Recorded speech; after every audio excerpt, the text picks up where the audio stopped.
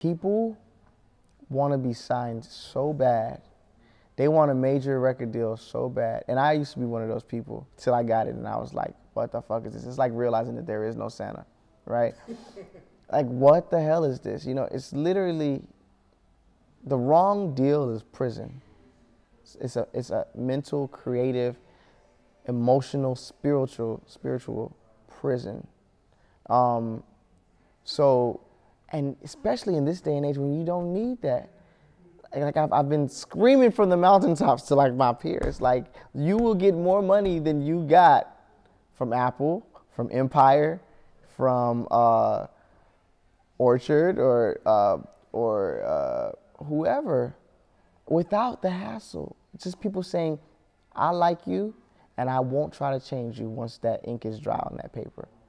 Major labels they buy your soul for pennies, and they're like, we love you, everybody else loves you, you're blowing up everywhere, look at your numbers.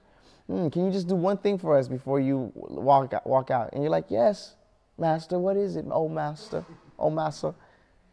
Just change everything you are before you come back in here tomorrow. You know what I mean? And it's done in such a way where you're like, okay, well, maybe I should change. Maybe I should get this, get them to like this radio single, but you don't have to.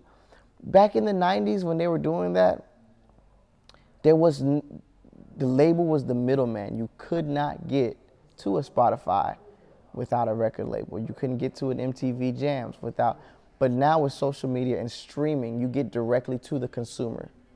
You get directly to these corporations who are excited about music. It's still new to them, and it's still excitement. It's not just a job or a hassle. It's not just this mundane thing. You show up and you tell an artist that they need to go back in the studio and find the radio single or whatever.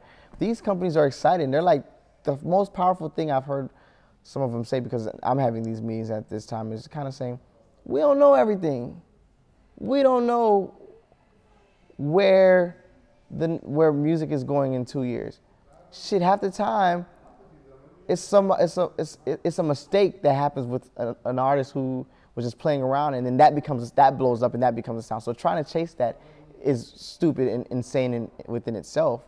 So, but them saying, we don't know where it's going, we don't pretend to know, but we believe in you. So here's X amount of dollars for you to do what you do, because it ain't broke, so we ain't gonna try to fix it. And there's power in that. So I think if most artists realize that, they would understand how much power you have, and the consumers would be happier, because consumers are buying the albums. They're like, this ain't the artist that I fell in love with. Yeah, like, why was the mixtape better? That's a really good question. We should title this segment, Why Was the Mixtape Better? Because the mixtape was somebody who was being their true selves, not thinking about a formula, not thinking about the radio, but thinking about how they wanted to make you feel and how music makes them feel. The album is the politics. But for this project, I was convinced to make this album be better than my mixtapes. Because Bijou 22, to me, I feel like that's the project I'm always chasing. It's just like, when Drift came out, they were comparing it to Bijou 22. When Blueberry Vapors came out, they were comparing it to Bijou 22. When Shadows and Diamonds came out, they were comparing it to Bijou 22. So I'm like, what was different about Bijou 22? I literally remember running up in Rock Nation and being like, I had so many features out. I had the feature on the Ross project. I had a feature on the Game album. I had a feature on the Keyshia project. And I literally remember running in Rock Nation and being like, man, people asking, what do I sound like? What's my music? I don't want to be, like, y'all about to have people out here thinking I'm Nate Dogg. Like, you know what I mean? Like, I don't want to be the hook guy. You know what I mean? Much love to Nate Dogg, because he did it so flawlessly.